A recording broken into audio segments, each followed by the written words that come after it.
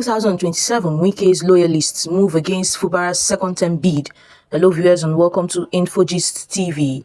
Ahead of the 2027 general elections, leaders from the Ogoni and Oyibo zones in Rivers State are seeking a replacement for incumbent Governor Similayo Fubara. They converged in the Tai local government area of Rivers State on Saturday at an event tagged Ogoni Oyibo People's Assembly. The gathering was attended by prominent politicians, most of whom are loyalists of the Minister of the Federal Capital Territory, Wike.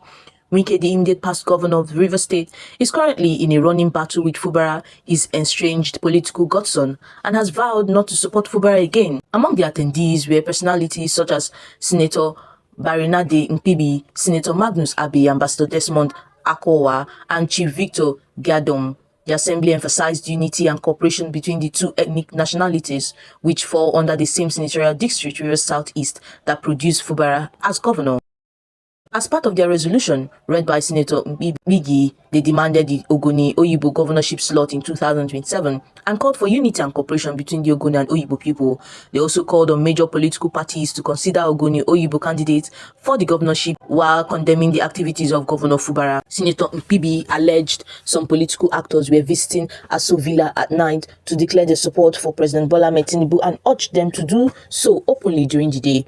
He called on President Tinubu to contest the 2027 general elections to consolidate his efforts in improving the economy and complete his developmental projects. The resolution reads, the Ogoni and Oyibo People Assembly, a multi-political convergence of 5 local government areas within Rivers State Southeast Senatorial District, met today to reaffirm their support for the President Bola Ahmed Tinubu-led administration and pledged total loyalty to the former governor of Rivers State and current minister of the Federal Capital Territory, Chief Wike, as a political leader of Rivers State. They also reiterated the obvious fact that the senatorial district Upland is due for a governor and should produce the next governor of Rivers State come 2027. Migi further stated, I call on Mr. President to contest the 2027 election and finish the numerous projects including the Coastal Road, Badagry Express Road and others. The leaders commended the Federal Capital Territory Minister for uniting Ogoni and Oyibo politically and condemned recent comments by the Ijaw leader and elder statesman Edwin Clegg against Wike. Speaking earlier, Ambassador Akowa, who was the chairman of the occasion, said that since the Ijaw people within the Senatorial District had segregated themselves from the Upland would make a statement that would change the political history of the state come 2027. Chief Victor Giadom, South-South Deputy National Chairman of the All Progressive Congress, thanked President Bola Ahmed Tinubu for his people-oriented reform and urged major parties to consider Ogoni Oyibo for the governorship slot in 2027. On his part, Senator Abe emphasized the importance of peace and unity, while Duman Mene Deko, the member representing Gokana Federal Constituency in the House of Representatives, stressed Ogoni Oyibo's capacity to produce the next governor. Former federal lawmaker Emmanuel Deya also praised President Bola Ahmed Tinubu and Wike for their love for the Ogoni people and their development strides in the country. On the other hand, the former Labour Party presidential candidate Peter Obi has criticized the Nigerian presidency for attempting to tarnish his image by drawing an unfavorable comparison with Donald Trump. Obi, through his media office and spokesman Ibrahim Umar, denounced what he called a misguided effort to link him with the American Republican candidate, arguing that it is a flawed attempt to undermine him. Umar's statement, issued in Abuja on Sunday, labeled the comparison as a desperate attempt by the presidency to create negative narratives about Obi. He noted that the comparison to Trump are part of a broader campaign of misinformation aimed at disparaging Obi.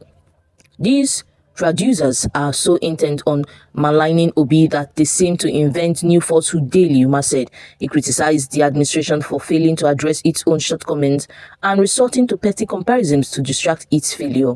Umar questioned the rationale behind equating Obi with Trump, asking rhetorically whether this implies that President Bola Ahmed Tinubu should be compared to Kamala Harris.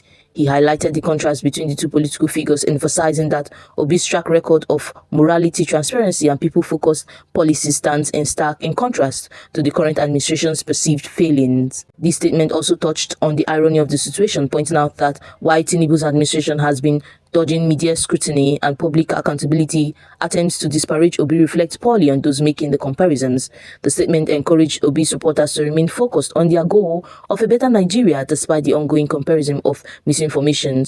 He concluded by affirming Obi's commitment to genuine progress and democratic integrity. The Labour Party's response underscores their belief that the presidency's strategy is a futile attempt to devalue Obi's rising profile and distracts from the administration's own policy failures. The statement said, "We are very much aware of the motive behind these ridiculous comparisons, which is their uncanny way of currying favor so undeserved from the Democrats. Nigerians who mused about the derisory and facetious comparisons have tried to ask, will your calling Peter Obi a Trump translate to or mean that Tinubu is Harris? Every discerning mind who wants to compare Obi and Tinubu and attempts to equate with the two American presidential candidates, Trump and Harris, knows too well the similarities and parallels in terms of morality, transparency, good standing, antecedents, and people-focused policies. The presidency, by indulging in such clever by-half comparisons, which are intended to discredit Obi, merely brings to the fore the glaring weakness of the incumbent administration and their crassness in an inability to discern the realities and especially the pains and pangs the actions and policies foisted on the nations in the past year. Nigerians are not so gullible to be fooled by such empty propagandas. It is even an irony that the spin doctors of a leader who since the early campaign days into over a year as president has remained disturbingly aloof and seemingly incapable of presenting himself and his policies to Nigerians through the media, and who has continued to evade public accountability, are trying to malign Obi, who has easily emerged in all ramifications as the most visible, focused and articulate political personalities in these dispensations. Obi remains a man who has not only become the conscience of the people but also their hope for a new and egalitarian democracy. Rather than strive to market and justify their rusty and anti-people deleterious policies, they have put Nigeria and Nigerians in the most horrendous conditions. They have resolved to convey misleading accounts of our principal activities just to distract the credulous public. While we understand the frustration of selling a bad product, in a competitive market, the fair play rule demands that you don't demarket the good product by forcefully associating it with the ugly product.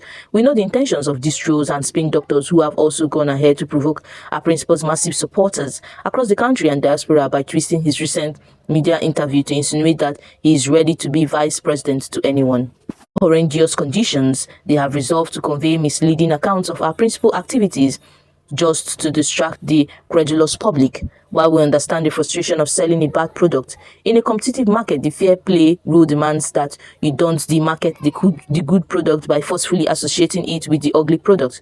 We know the intentions of these trolls and spin doctors who have also gone ahead to provoke our principal's massive supporters across the country and diaspora by twisting his recent media interview to insinuate that he is ready to be vice president to anyone.